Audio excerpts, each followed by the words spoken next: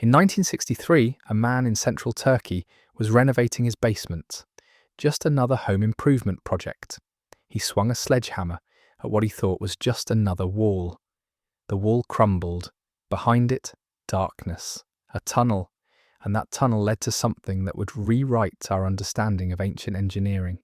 He'd discovered an entire city, underground, 18 stories deep, built to shelter 20,000 people, complete with churches, schools, wineries, stables, and a ventilation system so sophisticated it still baffles engineers today.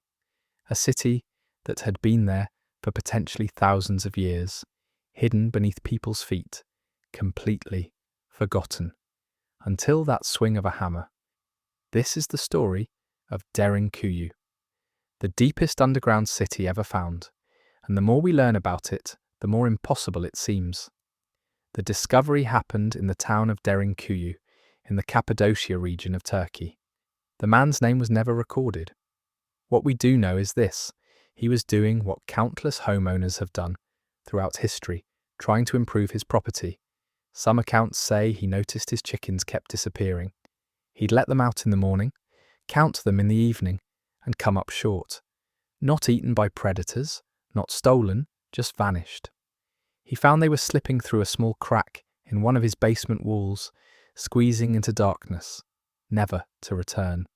That mystery, that simple question of where his chickens were going, led him to investigate. He widened the crack. Then he decided to just knock the whole wall down. And when that wall crumbled into dust and rubble, he found himself staring into absolute darkness. A passage, carved into solid rock. Imagine that moment. You're expecting to find maybe another room, a blocked-off cellar, at most some old foundation work. Instead, you find a tunnel descending into the earth, clearly man-made, clearly ancient, leading to unknown depths beneath your home. He grabbed a light, probably an oil lamp or flashlight, and ventured in. The passage was narrow but navigable, carved with precision through volcanic rock. It opened into a room, a chamber carved from stone, empty now, but clearly intentional, clearly designed for some purpose. But that room wasn't the end. It connected to another passage. That passage led to more rooms, and those rooms connected to more passages, descending deeper and deeper into the earth. Within the first hour of exploration, he discovered multiple chambers, multiple levels, all interconnected in a maze that seemed to have no end. He called local authorities. Word spread quickly. By the next day, archaeologists from Turkish universities had arrived. They brought better lights, surveying equipment, and a team of experts who could assess what had been found. As they explored, mapping the tunnels, documenting the chambers, the scale became overwhelmingly clear. This wasn't just a cellar or a hiding spot. This was a fully functioning underground city, carved entirely from volcanic rock, with multiple levels connected by tunnels and stairways, chambers large enough to hold hundreds of people, storage rooms that could feed thousands, a ventilation system that reached down hundreds of feet, and it was massive, larger than anything they'd expected, larger than should be possible for ancient peoples working with hand tools. The excavation that followed took years. Teams of archaeologists carefully cleared debris from chambers that hadn't been entered in decades, possibly centuries. They mapped passage after passage, level after level. Every week brought new discoveries. A chapel here, a winery there, defensive positions, living quarters, schools, stables. The deeper they went, the more complex it became. By the time the initial survey was complete, they'd identified at least 18 distinct levels extending approximately 280 feet below the surface. They'd found evidence that thousands of people had lived here, not just temporarily, but for extended periods. They'd uncovered one of the most sophisticated examples of ancient engineering ever discovered. Derinkuyu extends approximately 280 feet below ground. 18 distinct levels have been identified, though only 8 are currently open to the public. At its peak, this underground metropolis could shelter up to 20,000 people, along with their livestock and food supplies, for months at a time. It's the largest excavated underground city in Turkey, and possibly the world. But here's what makes this discovery even more remarkable. Derinkuyu wasn't alone. Cappadocia is dotted with underground cities. Over 200 have been discovered so far. Some are small, just a few interconnected chambers. Others are substantial, with multiple levels. But Derinkuyu stands out. It's the deepest, the most complex, and it's connected by a 5-mile-long tunnel to another massive underground city called Kaymakli. Think about that. A 5-mile tunnel carved through solid rock connecting two underground cities. The engineering required to accomplish that, without modern surveying equipment, without GPS, without even basic compasses, is staggering. To understand how Derinkuyu was possible, you need to understand the geology of Cappadocia. This region sits on the Anatolian plateau, elevated about half a mile above sea level. Millions of years ago, volcanic eruptions from Mount Erciyes and other nearby volcanoes blanketed the area with ash. Layer upon layer upon layer of volcanic ash, compacting over time into a rock called tuff. Tuff is unique. It's soft enough to carve with simple hand tools, like picks and chisels. You can dig through it relatively easily. But once exposed to air, it hardens. It becomes stable. It can support weight. It won't easily collapse. This combination, soft enough to excavate but strong enough to be structural, made it perfect for creating underground spaces. The landscape above ground in Cappadocia looks otherworldly. Erosion has carved the tuff into bizarre formations called fairy chimneys, tall cone-shaped towers of rock that dot the valleys. For centuries, people have carved homes, churches, and monasteries into these formations. It's a landscape that seems designed for human habitation, as long as you're willing to dig. But carving an 18-level underground city that can support 20,000 people? That requires more than just soft rock. It requires knowledge, planning, and something that drove people to undertake one of the most audacious construction projects in human history. The question that haunts archaeologists is simple but profound. Who built Derinkuyu, and why? The historical record is frustratingly vague. No ancient texts describe its construction. No inscriptions identify the builders. No proud king left monuments claiming credit for this architectural marvel. We're left piecing together clues from archaeology, geology, carbon dating, artifact analysis, and the few scattered references in historical documents. The most audacious theory suggests the Hittites. The Hittites were one of the great Bronze Age civilizations of Anatolia, rising to power around 1600 BCE and dominating the region until their mysterious collapse around 1200 BCE. They were remarkable engineers. Their capital, Hattusa, featured massive stone fortifications, elaborate temples, and sophisticated water management systems. They understood metallurgy, producing bronze and iron weapons when most of the world was still in the Stone Age. If the Hittites started excavating Derinkuyu, it would make the city potentially 3,500 years old or more. That would place its origins in the late Bronze Age, contemporary with ancient Egypt's New Kingdom and the Mycenaean civilization in Greece. There is some archaeological evidence supporting this theory. Hittite artifacts, pottery sherds, tool fragments have been found in some of Cappadocia's underground cities, but finding Hittite artifacts doesn't prove the Hittites built these cities. It proves only that Hittites used them at some point. They could have discovered and occupied spaces carved by even earlier peoples. The counter-argument is simple. We have no Hittite texts mentioning underground cities. The Hittites were prolific record keepers, documenting everything from trade agreements to military campaigns to religious festivals. Yet nothing in their surviving archives references the excavation or use of underground refuges. That silence is suspicious. Would they really undertake a construction project of this magnitude and leave no record? The Phrygian theory has stronger support. The Phrygians were an Indo-European people who migrated into Anatolia after the Hittite collapse, establishing their own kingdom around 1200 BCE and flourishing until their defeat by the Cimmerians around 700 BCE. The Phrygians were master craftsmen, known particularly for their metalworking and architectural achievements.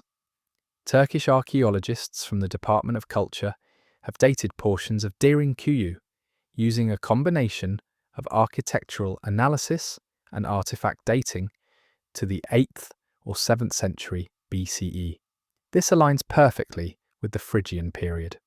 The Phrygian style of construction, characterized by specific carved patterns and architectural elements, appears in some of Derinkuyu's chambers.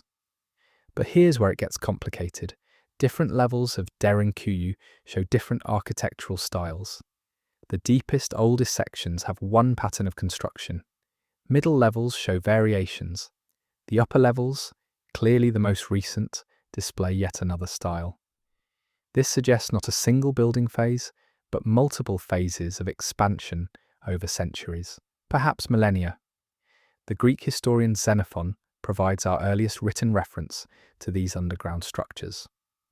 Writing in the 4th century BCE, in his famous work The Anabasis, which documents his journey through Anatolia with the 10,000 Greek mercenaries, Xenophon describes local people living in homes excavated below ground.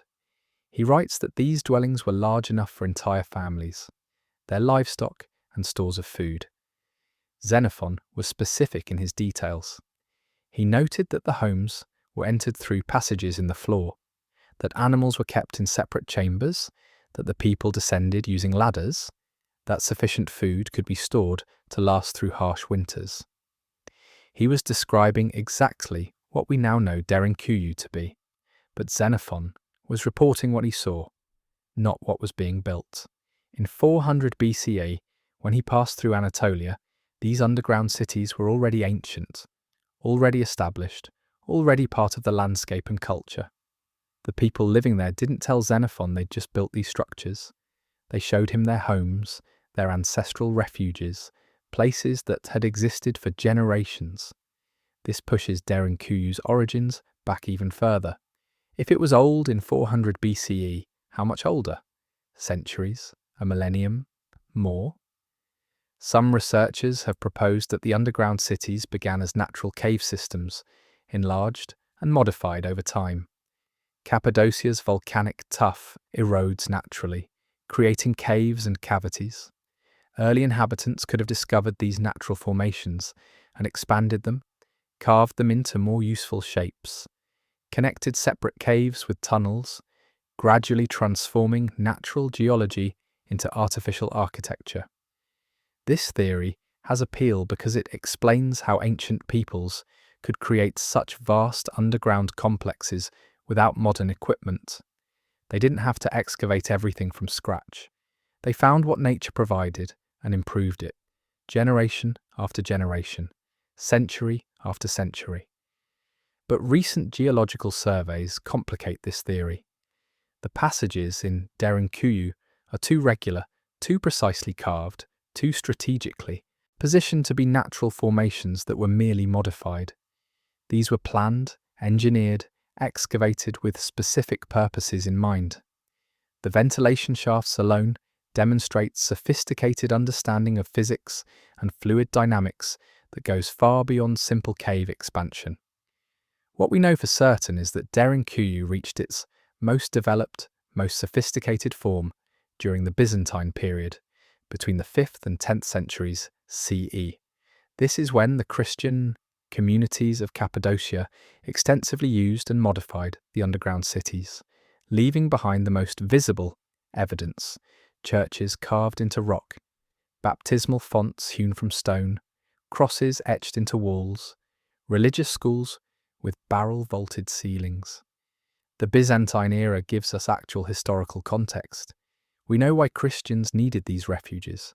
Cappadocia sat on a perpetual frontier between the Byzantine Empire and its enemies. First came the Persians, raiding from the east in waves throughout the 6th and 7th centuries. Then the Arabs, launching regular incursions from the 7th through the 10th centuries as Islamic expansion pushed northward into Byzantine territory. These weren't occasional raids, they were systematic, repeated invasions. Arab forces would sweep through Cappadocia, burning villages, capturing slaves, destroying churches. The Byzantine military couldn't be everywhere. They held major fortifications, controlled key cities, but the countryside, the small towns, the farming communities, they were vulnerable. So the people of Cappadocia did what humans have always done when faced with existential threats. They adapted, they built refuges, they modified and expanded the underground cities their ancestors had left them, adding new defensive features, creating more living space, improving ventilation and water systems. When Arab raiders approached, scouts would spot them from watchtowers, light signal fires to warn neighbouring communities. Families would gather essential supplies, livestock, valuables, and descend into the earth. The stone doors would roll shut, the entrances would be concealed, and 20,000 people would disappear from the surface as if they'd never existed. The raiders would find empty villages, abandoned farms.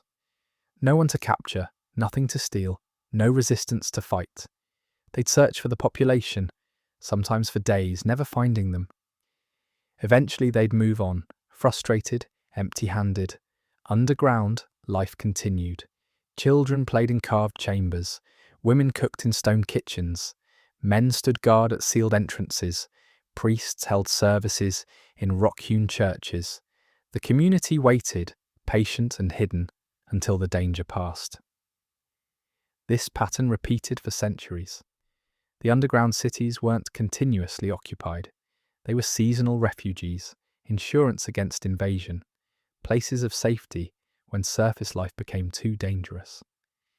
Between raids, people lived normally, farming the volcanic soil, tending orchards, raising families, but always with the knowledge that beneath their feet, carved into the rock, safety waited. After the Byzantine reconquest secured Cappadocia in the 11th century, the intensive use of underground cities declined. But they weren't abandoned. They remained part of the cultural landscape, used occasionally during subsequent troubles. When the Mongol conqueror Timur, known in the West as Tamerlane, rampaged through Anatolia in the 14th century, communities retreated underground again, just as their ancestors had centuries before. Even under Ottoman rule, when Cappadocia became part of the Turkish Empire, the Christian minority, Cappadocian Greeks and Armenians, occasionally retreated to the underground cities during periods of persecution or unrest.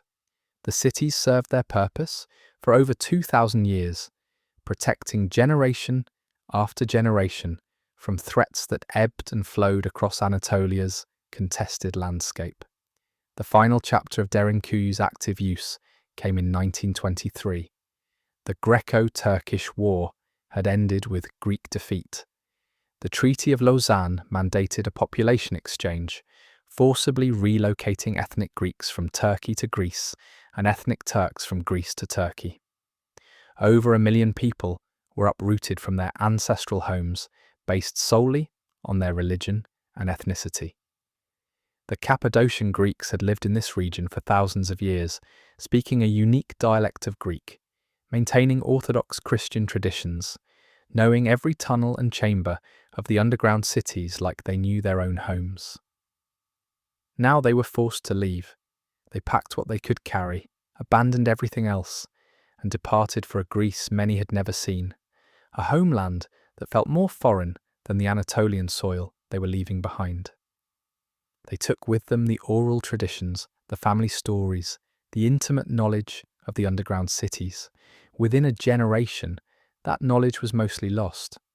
The Greek-speaking communities that had maintained these cities used them, repaired them, taught their children the secret passages and hidden entrances. They were gone, and Derinkuyu, used continuously for potentially 3,000 years, fell silent, forgotten, a city built for 20,000 people, now empty and unknown, its entrances covered by rubble, its passages dark, waiting in the earth for someone to accidentally knock down the right wall. Let's talk about how you actually build a city underground. Because the engineering challenges are immense and the solutions reveal remarkable sophistication. Start with the most basic question. How do you even begin? You can't just start digging random holes in the ground and hope they connect into something useful. Underground construction requires planning, surveying, understanding of the geology, knowledge of structural engineering. And Derinkuyu's builders had to accomplish this potentially thousands of years before modern engineering principles were formalized. The excavation process likely began with the ventilation shafts. This might seem counterintuitive. Why dig ventilation before you dig the city? But it makes perfect sense when you think about the engineering challenges.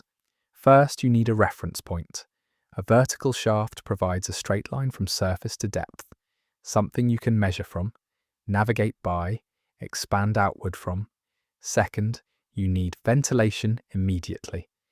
Ancient workers tunneling hundreds of feet underground would suffocate without fresh air. The shafts had to come first. So the builders probably started by drilling vertical shafts down to the water table, around 55 meters, nearly 200 feet deep.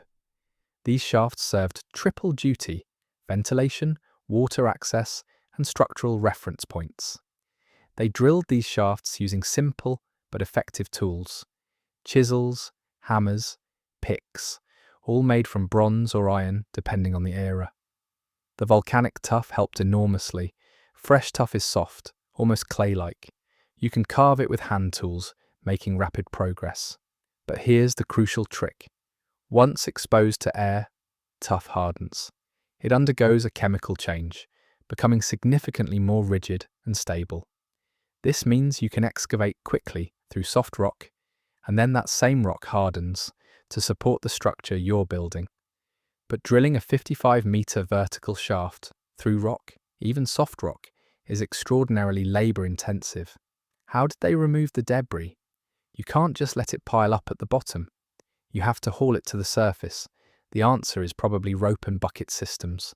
One person at the bottom filling buckets with excavated rock. Another person, or more likely a team, hauling those buckets up using ropes. It's slow, it's exhausting, but it works. And with enough workers and enough time, you can dig impressively deep.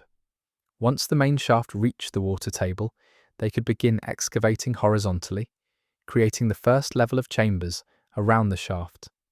The shaft provides fresh air, so workers can breathe while they dig. It provides light if you lower oil lamps down, and it provides a way to haul debris to the surface. They worked outward from the shaft in a systematic pattern. Carve a chamber. Reinforce it with support pillars left in place as you dig. Connect it to the main shaft with a passage. Then start another chamber. The pattern repeats, slowly expanding the underground footprint. The chambers weren't dug randomly. They show clear evidence of planning. Living quarters are positioned near ventilation shafts for better air circulation. Storage rooms are carved in cooler, lower levels where constant temperature preserves food. Stables are isolated to prevent odours from affecting living spaces, but positioned where animals can be moved quickly if necessary. Support pillars are strategically placed. Load-bearing walls are left intact. The rock between chambers is thick enough to prevent collapse but thin enough to be excavated through when expansion is needed. This level of planning requires understanding structural engineering, understanding how rock bears weight, how forces distribute through carved spaces. And here's a detail that's easy to overlook but remarkably impressive. None of Derinkuyu's floors have ever collapsed. Not in potentially 3,000 years. Not through earthquakes, of which Anatolia experiences many. Not through flooding or erosion, or the simple passage of time. The structural engineering is sound enough to last millennia. Modern engineers who've studied Derinkuyu note specific techniques that indicate sophisticated knowledge. The ventilation shafts aren't straight vertical tubes. They're slightly angled, twisted, designed to prevent direct airflow that could create dangerous updrafts or downdrafts. The angles create turbulence that mixes air more effectively, ensuring better oxygen distribution. The water wells are positioned with similar care. They don't just drill straight down. The wells angle slightly, following natural fissures in the rock when possible, seeking the path of least resistance to the aquifer. This makes drilling easier and creates wells that naturally refill from underground water sources. First, you need air. Humans need oxygen. 20,000 people need a lot of oxygen. In an enclosed underground space without proper ventilation, carbon dioxide builds up, oxygen depletes, and you suffocate within hours. A single person in a sealed chamber might last a few hours. 20,000 people would consume available oxygen in minutes. Derinkuyu's builders solved this with one of the most sophisticated ventilation systems ever created in the ancient world. It's not an exaggeration to say that this system rivals anything built before the Industrial Revolution. More than 50 large ventilation shafts pierce through all 18 levels of Derinkuyu, extending from the deepest chambers all the way to the surface. Some of these shafts are nearly 300 feet deep, drilled vertically through solid rock with hand tools. The precision required to keep a shaft vertical over that distance is extraordinary. Even a slight deviation, a few degrees off vertical, and after 300 feet, you're drilling in entirely the wrong direction. Yet these shafts stay remarkably straight. Archaeological surveys using modern laser measurement tools have found that the deviation from true vertical in most shafts is less than 5 degrees over the full 300-foot depth. That's astounding accuracy for hand-drilled holes in solid rock. But these aren't just simple holes. The ventilation system was designed to create natural air circulation using principles of thermodynamics and fluid dynamics. Hot air rises, cold air sinks. By positioning intake and exhaust shafts strategically, the builders created a system where fresh air flows down through some shafts, circulates through the chambers, and exits through others, carrying stale air and carbon dioxide to the surface. The shafts aren't uniform in diameter. Some are wide up to 2 feet across. Others are narrow, only 4 inches in diameter. The variation is intentional. Wide shafts near the surface create strong draw, pulling fresh air downward. Narrow shafts deeper down regulate flow, preventing too much air movement, which could extinguish oil lamps or create uncomfortable drafts. Temperature differentials drive the circulation. The constant underground temperature of 55 degrees Fahrenheit creates a temperature gradient with the surface. In summer, when surface temperatures exceed 100 degrees, cool air sinks down the shafts. In winter, when surface temperatures drop below freezing, the relatively warm underground air creates convection currents that draw fresh air down. Additional smaller tubes, only about 4 inches in diameter, branch off from the main shafts like capillaries from arteries, distributing fresh air to even the most remote chambers. These smaller tubes snake through the rock, following complex paths to reach every occupied space. Some chambers have multiple air intakes, ensuring redundant ventilation if one path becomes blocked. The system was so well designed that even the 8th level, hundreds of feet below ground and farthest from the surface, receives adequate ventilation.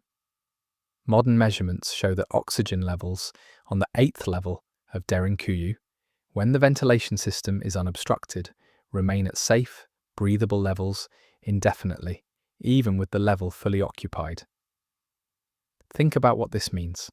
Ancient engineers, without any formal understanding of oxygen, carbon dioxide, air pressure, or thermodynamics as we understand them today, designed a passive ventilation system that works flawlessly. They understood, empirically, what wouldn't be formalized scientifically for thousands of years. They observed, experimented, refined, and created something that modern engineers study with admiration. But ventilation alone isn't enough. You also need water. You can live without food for weeks. Without water, you die in days, and 20,000 people need enormous amounts of water for drinking, cooking, washing, sanitation, keeping animals alive. Derinkuyu needed a reliable water supply that couldn't be cut off by enemies on the surface. The solution was wells. Deep wells, drilled down to underground aquifers far below the city. The main well at Derinkuyu extends 55 meters, about 180 feet, straight down through levels of carved chambers to reach the water table. But here's the brilliant part. The wells don't connect to the surface. They're drilled from inside the city, downward, to sources of water that are completely separated from surface water systems. This means enemies can't poison the wells. They can't cut off water supply. They can't contaminate the source. The water comes from deep underground aquifers, protected by hundreds of feet of solid rock. And the water distribution system was controlled from the bottom up. The deepest levels of the city, where the wells terminate, could control water flow to the upper levels. Valves or plugs, simple mechanisms carved into the stone, allowed people on lower levels to shut off water to upper levels. Why does this matter? Imagine invaders somehow breach the outer defences and occupy level 1 or level 2. People have retreated to lower levels, sealed the stone doors, but enemies control the upper city. Normally, controlling the high ground means controlling water supplies. Not in Derinkuyu. The people hiding on level 7 can deny water to levels 1 through 6. The invaders find themselves occupying dry territory, while defenders control the water source below them. It's a defensive advantage that turns conventional siege tactics upside down. Usually, attackers lay siege from outside, cutting off resources to defenders inside. Derinkuyu allows defenders to lay siege from inside, cutting off resources to attackers above. Water channels carved into the rock distributed fresh water throughout the city. These channels follow sophisticated paths, using gravity to move water from the wells to storage cisterns to individual chambers. The channels are angled precisely. Too steep and water flows too fast, eroding the channels. Too shallow and water stagnates, becomes unsafe to drink. The builders found the optimal angles through trial and error, creating a distribution system that worked efficiently for centuries. Wastewater was collected separately and drained away through a different system. Think about that. They understood the importance of separating clean water from wastewater thousands of years before germ theory. They didn't know about bacteria or waterborne diseases in any scientific sense, but they knew empirically that mixing waste with drinking water led to sickness. So they engineered separate systems. The wells themselves are remarkable. Drilling a 180-foot hole straight down through rock with hand tools is difficult enough. Doing it inside an underground chamber, where you're already deep below the surface, working in confined spaces by lamplight, with no modern surveying equipment, makes it seem nearly impossible. Yet they did it, multiple times. There are several deep wells throughout Derinkuyu, providing redundant water sources. Even today, these wells still function. They still reach the aquifer. They still provide clean, cold water. After 3,000 years, possibly more, the engineering still works. Defense was obviously a primary concern. You don't build an 18-level underground city unless you're seriously worried about being attacked.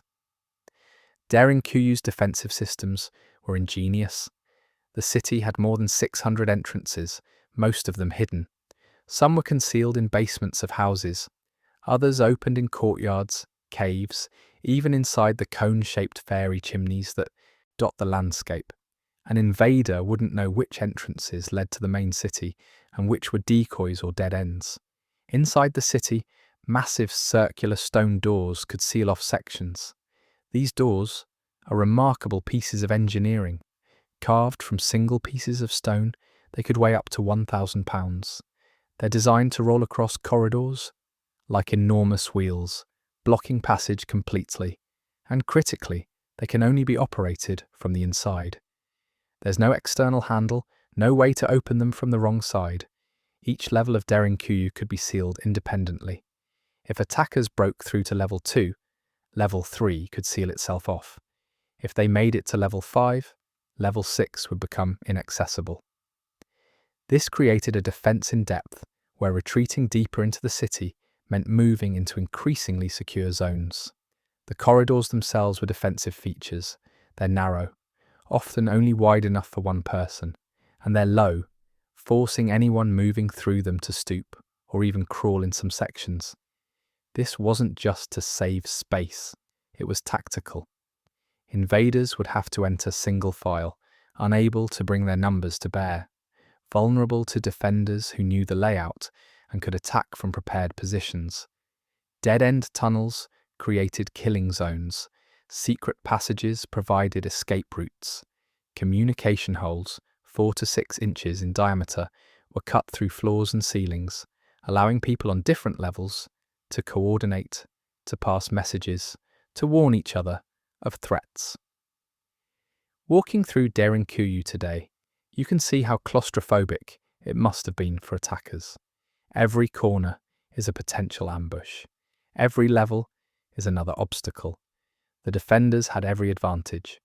The attackers were stumbling through an alien environment, in the dark, in confined spaces, against an enemy that knew every tunnel, every chamber, every secret passage.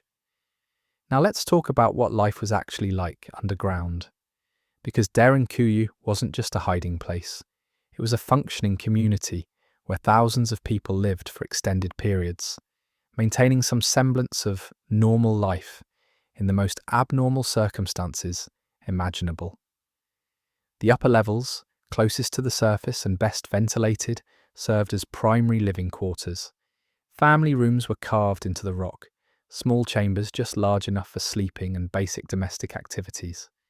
A typical family chamber might be 8 feet by 10 feet, with a low ceiling, maybe 6 feet high, barely tall enough to stand upright, not spacious by any measure, but enough for a family to sleep, to gather, to have some privacy.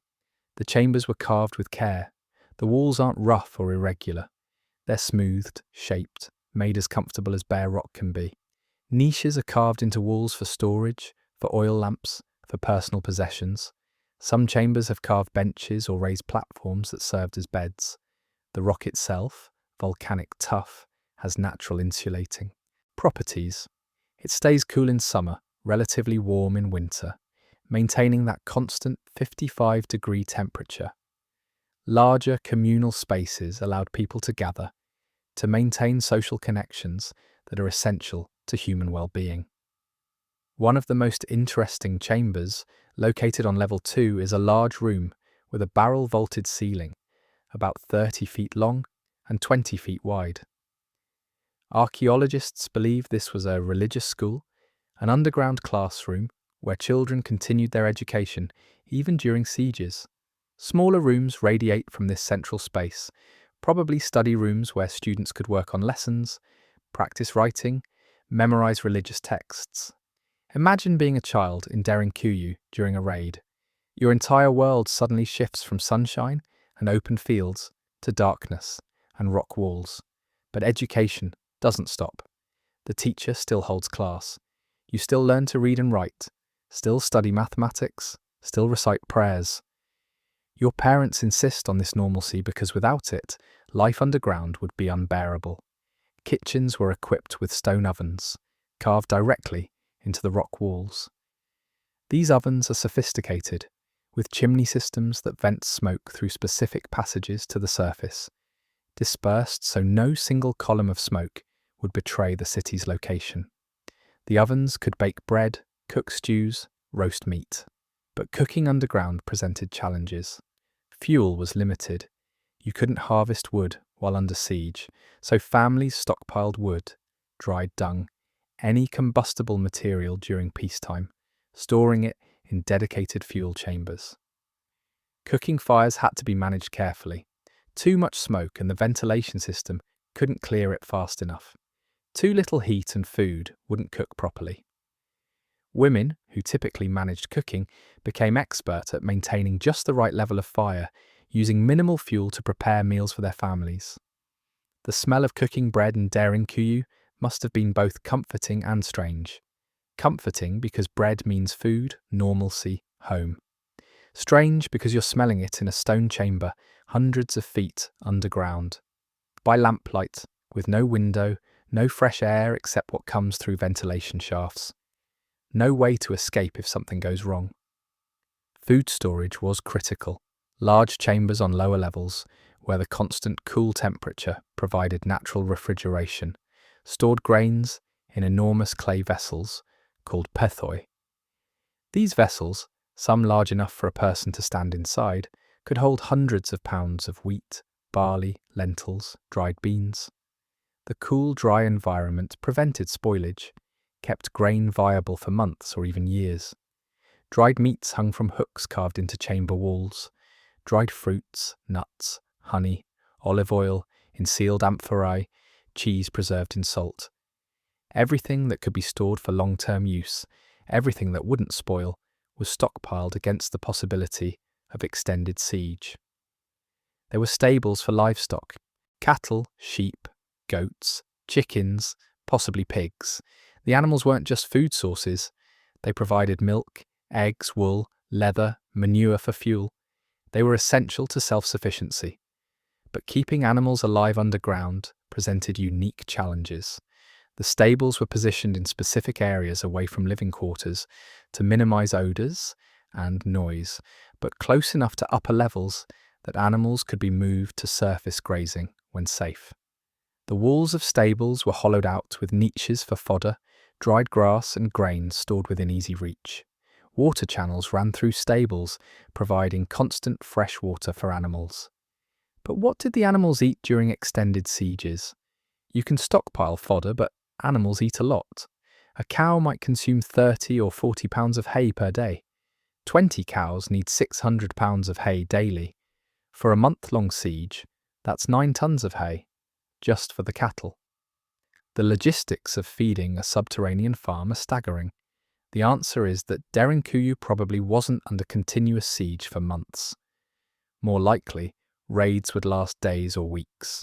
People would retreat underground when scouts spotted approaching armies, stay hidden while enemies searched the area, then emerge when the danger passed. Animals could be brought up to graze whenever surface conditions permitted, then move back down if threats reappeared. Derinkuyu had wineries, complete production facilities carved into the rock. Stone wine presses are still visible on multiple levels, large flat surfaces with channels carved around the edges to collect juice. Grapes would have been brought down from surface vineyards when safe, pressed underground, and the juice fermented in large clay vessels. Why wine? Partly because Cappadocia has a long tradition of viticulture. The volcanic soil produces excellent grapes, but also because wine stores better than water, provides calories and nutrients, and in ancient times was often safer to drink than potentially contaminated water. Wine was food, medicine, sacrament, currency. A community with wine stores could survive longer, maintain morale, even trade with other communities. Oil presses worked similarly, crushing olives brought from surface groves, extracting oil used for cooking, lamp fuel, skin care, and religious ceremonies. The oil production facilities show the same attention to hygiene and efficiency as the wine presses. Channels direct oil into collection vessels. Stone grinding wheels, turned by human power, crush olives with remarkable efficiency.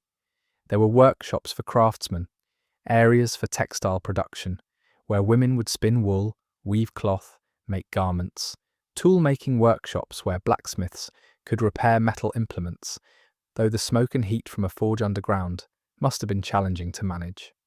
Pottery wheels and kilns for creating the constant supply of vessels needed for storage, cooking, carrying water. Education continued underground.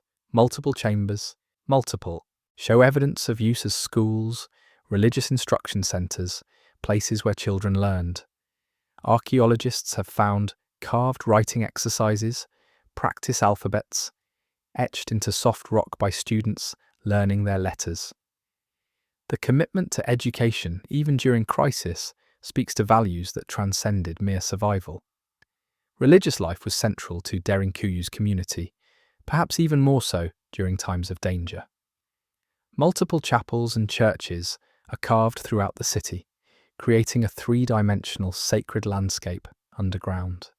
The most famous is the cruciform church on the 7th level, its layout forming a perfect cross when viewed from above. with carved altar, apses and nave. But there are many others, small prayer chambers that could hold a dozen worshippers, larger assembly spaces for congregational worship, baptismal fonts carved from single pieces of stone, deep enough for full immersion baptism. Some chambers have remnants of frescoes, religious imagery painted on rock walls, now faded but still visible. The presence of churches on every level wasn't just symbolic.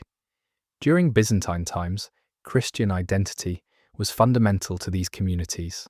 They weren't just hiding from invaders, they were preserving their faith against forces that would destroy it.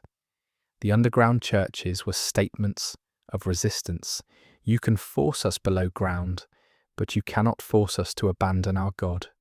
Religious services would have been conducted by lamplight, oil lamps creating flickering shadows on carved walls, priests reading from manuscripts carried down from surface churches, congregations singing hymns that echoed through stone corridors.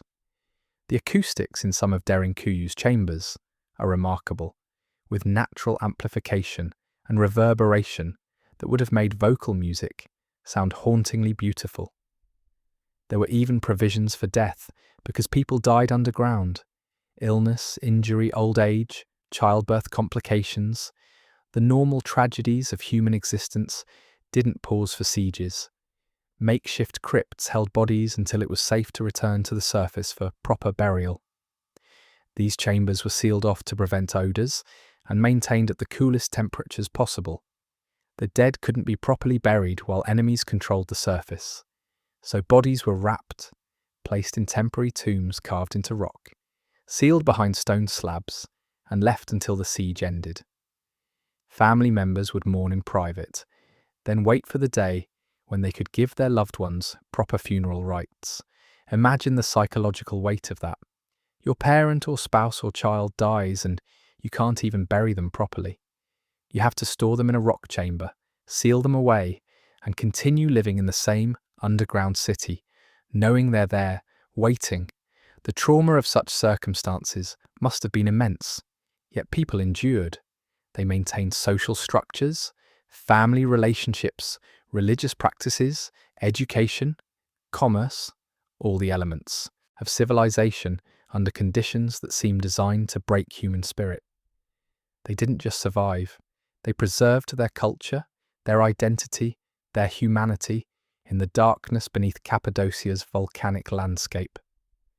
The constant temperature underground, around 55 degrees Fahrenheit, made life physically more comfortable than on the surface in some ways. Cappadocian winters can drop below freezing.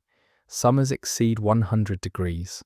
Underground, it's always cool, but not freezing, always comfortable in that narrow temperature band. But the darkness, the lack of natural light, no sun, no moon, no stars, no way to tell if it's day or night, except through routine and timekeeping. Oil lamps provided light, but lamplight is weak, flickering, orange. It casts shadows. It creates an atmosphere that's simultaneously cozy and oppressive. People probably developed routines to maintain some sense of normalcy.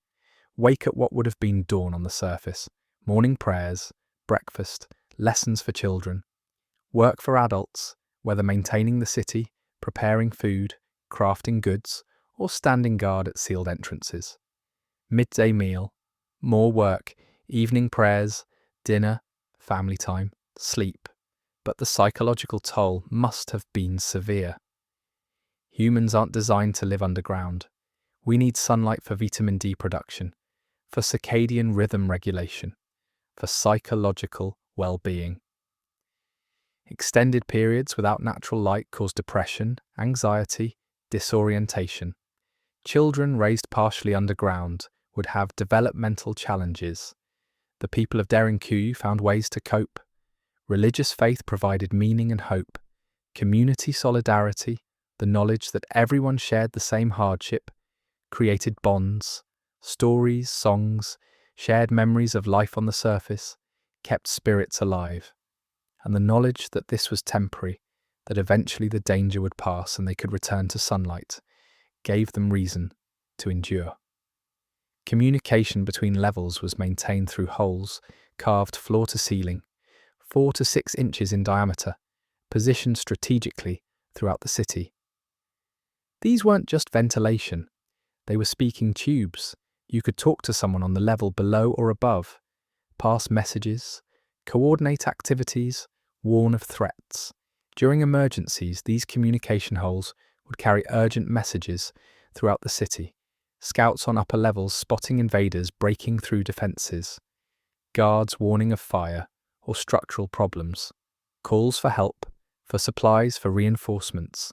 The entire city connected by this network of carved channels, creating a three-dimensional communication system.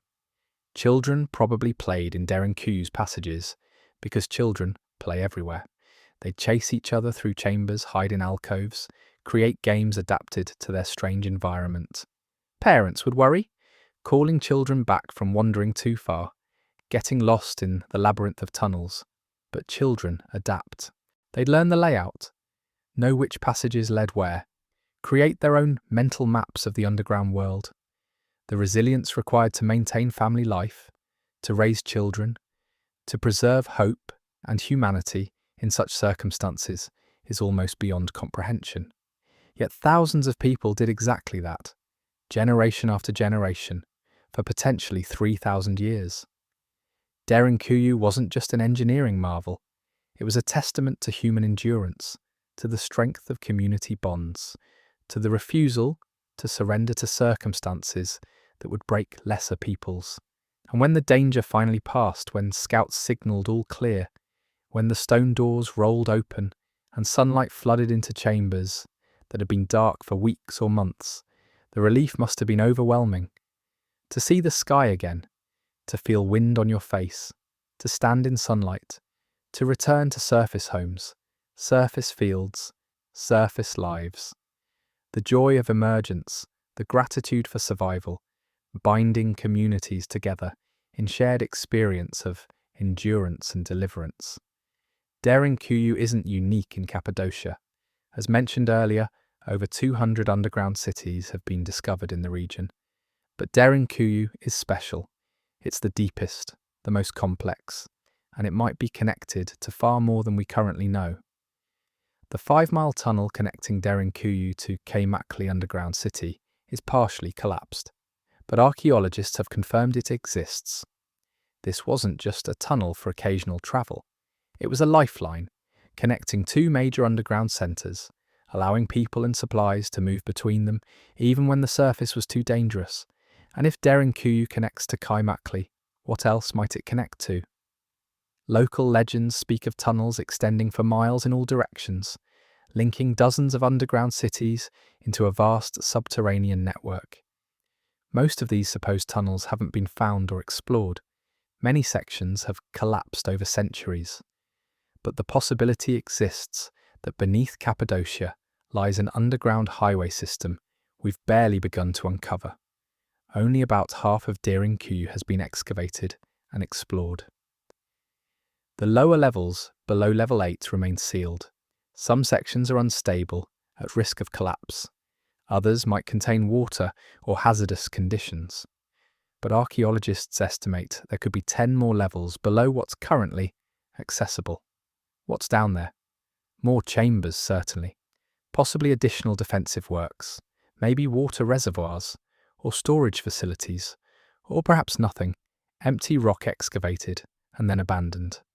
We don't know, because we can't reach it safely. In 2013, archaeologists discovered another massive underground city beneath the castle hill in Nevşehir, about 20 miles from Derinkuyu. Initial surveys suggested this new city might be even larger than Derinkuyu, extending 370 feet deep and covering nearly 5 million square feet. That would make it the largest underground city ever found.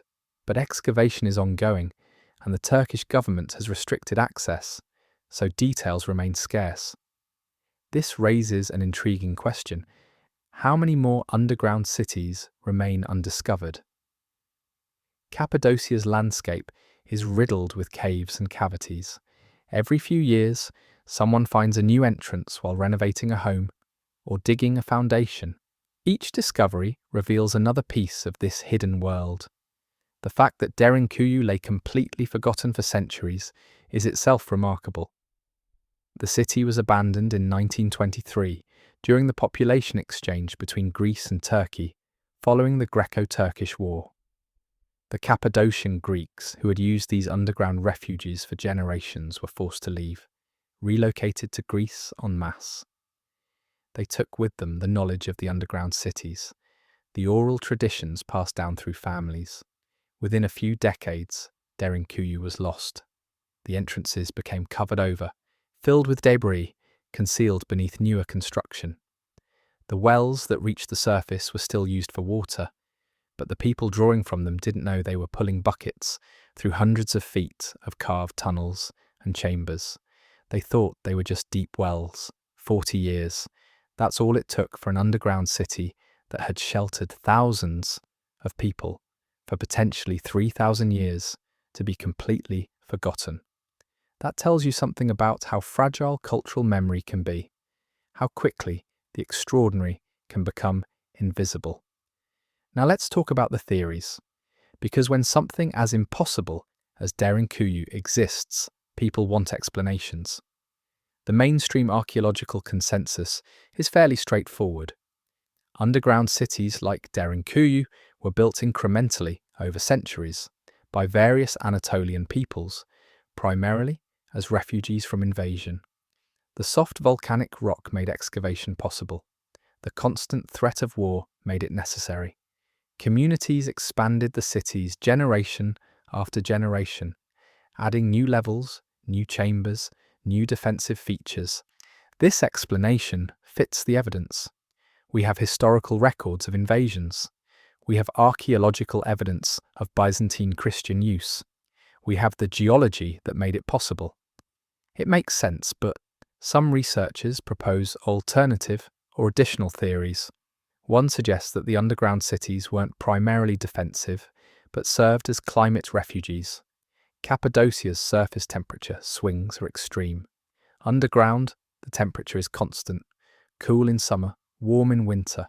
Maybe people lived underground year-round, emerging only when necessary. There's some merit to this. The sophistication of the living spaces, the long-term infrastructure, suggests more than temporary hiding places. But the defensive features, the massive stone doors, the strategic layout, all point to defense as the primary purpose. Another theory involves religion. Early Christians were persecuted in the Roman Empire. Later, under Byzantine rule, they faced threats from Arab raids. The underground cities could have been religious sanctuaries, places where Christian communities could worship freely, hidden from persecution. Again, there's evidence supporting this. The churches, baptismal fonts, religious schools all indicate strong Christian use. But Christianity didn't arrive in Cappadocia until the first few centuries CE, and Derinkuyu is likely much older than that. Christians used and expanded the city, but they probably didn't build it originally. Then there are the fringe theories, ancient aliens, lost advanced civilizations, secret knowledge. These ideas pop up whenever something seems too sophisticated for the supposed capabilities of ancient peoples. Derinkuyu must have been built by aliens or Atlanteans or time travelers, because how else could primitive people dig an 18-level underground city? The answer is that ancient people weren't primitive. They were intelligent, innovative, and highly capable. They had thousands of years to refine techniques, accumulate knowledge, solve problems. They didn't need alien assistance to carve tunnels through soft rock using the tools and knowledge available to them. What Derinkuyu represents isn't impossible ancient technology. It's the remarkable achievement of sustained human effort over many generations. It's what happens when intelligent people face a serious problem, the constant threat of invasion, and have both the means and the motivation to solve it. The soft volcanic tuff gave them the means. The endless cycle of war gave them the motivation. And time, centuries of incremental work, gave them the opportunity to create something extraordinary. So what can Derinkuyu teach us today? Why does it matter that people built an underground city thousands of years ago? First, it demonstrates human adaptability. When faced with threats, communities don't just accept their fate. They innovate, they build, they create solutions. Derinkuyu is a monument to the ingenuity born from necessity. Second, it challenges our assumptions about ancient capabilities. We tend to underestimate what people could accomplish without modern technology. Derinkuyu and other ancient engineering marvels, the pyramids, Petra, Göbekli Tepe, show us that ancient civilizations were far more sophisticated than we often assume. Third, it raises questions about what else we've forgotten. If an entire underground city housing 20,000 people could be completely lost within a few decades, what else has been forgotten? What other marvels lie buried, waiting for someone to knock down the right wall? And finally, Derinkuyu is a reminder that human civilization has always faced existential threats: climate change, war, persecution, invasion. The people of Cappadocia couldn't stop the invasions, but they could adapt, create spaces of safety, build resilience into their communities. Today, we face our own threats: climate change, resource scarcity, geopolitical instability. Derinkuyu doesn't provide answers, but it provides perspective. It shows us that humans have always found ways to survive, even in the most challenging circumstances. Walking through Derinkuyu today, as thousands of tourists do each year, you descend through narrow stone corridors, past ancient wine presses and stables, through churches carved from solid rock. Oil lamps have been replaced with electric lights, but the rock is the same. The corridors are the same. The massive stone doors still stand sentinel in their archways, ready to seal off sections of the city, just as they did centuries ago. You can see the communication holes cut through floors. Imagine voices echoing through them in ancient Greek or Armenian, warnings of approaching enemies, coordination of defences. You can stand in the religious school, picture children learning their letters by lamplight while their parents stood guard at the sealed entrances above. The ventilation shafts still function. Air still flows through them, cool and steady. The wells still reach down to the aquifer. The engineering still works after thousands of years. But much of Derinkuyu remains unexplored. The lower levels are sealed. The connecting tunnels are collapsed. The full extent of the underground network is unknown. Every few years, construction workers or homeowners in Cappadocia discover new entrances, new chambers, new pieces of this vast puzzle.